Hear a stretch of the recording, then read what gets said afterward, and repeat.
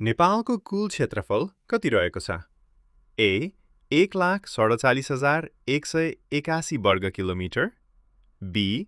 1,46,181 वर्ग kilometre, C. 1,48,181 वर्ग kilometre, D.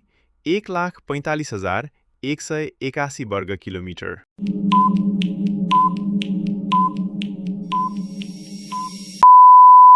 यसको सही जवाफ अप्सन ए रहेको छ। नेपालमा सबैभन्दा बढी जिल्लासँग सीमा जोडिएको जिल्ला कुन हो? A. Dhading, B. Sindhuli, C. Makwanpur, D. Nuwakot.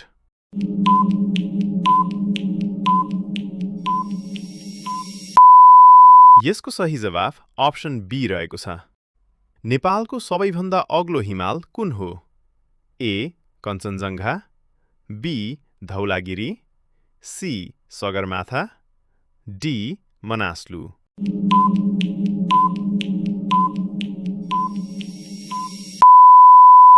यसको सही जवाफ अप्सन सी रहेको छ। नेपालको सबैभन्दा ठूलो जिल्ला क्षेत्रफलका आधारमा कुन हो?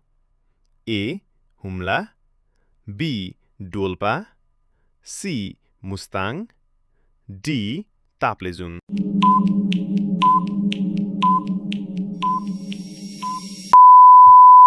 यसको सही जवाफ अप्सन बी रहेको छ। नेपालको सबैभन्दा सानो जिल्ला क्षेत्रफलका आधारमा कुन हो? A. Bhaktapur, B. Lalitpur, C. Kathmandu, D. Rautahat.